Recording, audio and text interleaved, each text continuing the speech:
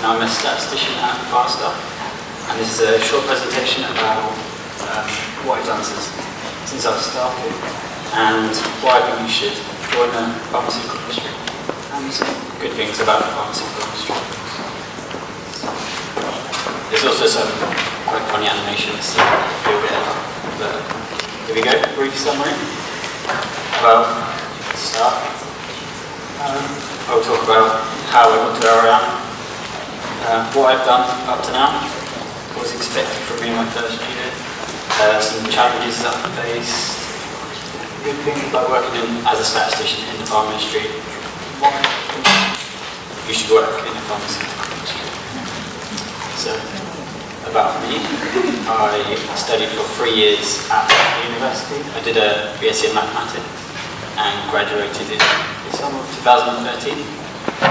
I then did MSc in medical statistics and I graduated about 4 weeks ago.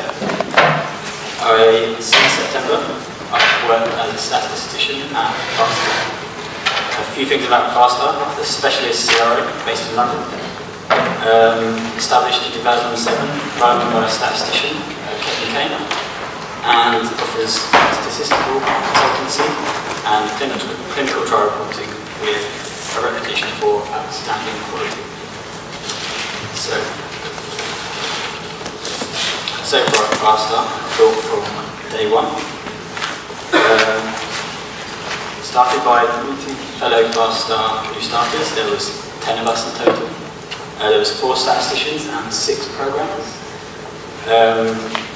We all started about 10 o'clock. We chatted, got to know each other, so we were going to spend a lot of time with each other in the training. We were assigned our mentor and got given a Domino's at lunch, which was pretty cool. Given our Faster email addresses, laptops, team up, and lots of team building exercises on the first day just to get to know each other. And then we moved on to our 6-week intense SAS training course. This involved a lot of data manipulation, but we started from the very basics, learning what a data step is, learning what a procedure is. And over the 6 weeks, by the end of it, we were able to produce quite, I think, high quality standard reports, such as tables and listings. Did a few figures as well. And then, after the 6 weeks, we were assigned to a project team. We began by doing some client-based online training. Once that was all done, I worked in a team and began by quality checking general and statistical outputs in SAS, and then went on to the production. And lately, I've been involved in the production and quality checking of CRT packages, which are case report forms. In essence, it's a collection of all the data within a study and any documentation. And it's reviewed by the FDA. So, some of the good things since I've started. Met so many new people, it's been great. Working and living in London as well, it's a pretty intense city, there's so much to do. Learning and advancing new skills, teamwork, SAS programming, lots of independent work as well. It's a good starting salary, and continuously learning new skills and improving what I already learned. As well as some extra things like fun work events. After the first week at Faster, we all did a meet and greet at the local pub. There was lots of food and a few drinks, and we got to know lots of people within the company. And there's also evenings and weekends. You don't have coursework to hand in on the Monday, so you can relax. It's quite a good benefit. Some other challenges: not being a student. No student discount, but it's a tip. If at the end of your study, apply for a 3-year NUS card, and you can be a student for another 3 years. But I didn't know that at the time, so I didn't get any more student discount. Settling into a new role. Getting to know lots of new people. It's a struggle at first, but you get used to it. Moving into London was quite hard at first, but you meet lots of good people and they help you out. Learning SAS and debugging SAS code at first was a challenge. It gets easier. There was this one time, I was really struggling to get this program to work, and I could not get it to work. I spent about an hour extra after work hours trying to get it to work. Couldn't do it. Went home, came back. 1 or 2 minutes looking at the program, fixed it. Just missed a semicolon.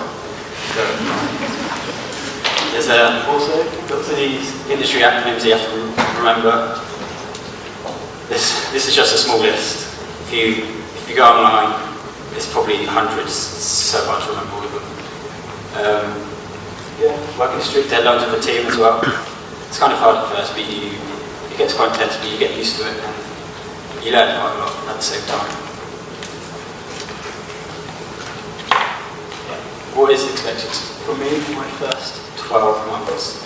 So I had a short discussion with my line manager at the start of the year, and these were kind of a few things that we came up with. So improving my understanding of the way clinical trials are conducted and reported, gaining the experience using statistical methods to analyse clinical data, become a more competent SAS programmer, gaining an insight into common stats issues that occur in clinical trials, and delivering high-quality clinical trial reports. All of these things come, I guess, as you gain more experience, working with more experienced people. These things, over the years, they just develop. So, a few reasons why I think you should work in the pharmaceutical industry. Knowing the work you're doing will contribute to improved healthcare. It's always a good thing. It's a good reason to work. The work is interesting, challenging, and at times it can be fun. You also get the opportunity to go to a lot of these industry conferences like today. There's also other ones like the big PSI event in May, and Fuse as well. PSI's in London this year, but you can go, there's lots of different countries around Europe. Working with these experienced statisticians and programmers, you learn a lot. It's quite interesting. The amount of experience in the office. My project manager has about 15 years experience, and it's good. You can learn from them really, really quickly. And yeah, you get to work in prioritized roles, which is cool. And clear career progression. I think I don't know where I could be in the next 1 or 2 years, and that's always good.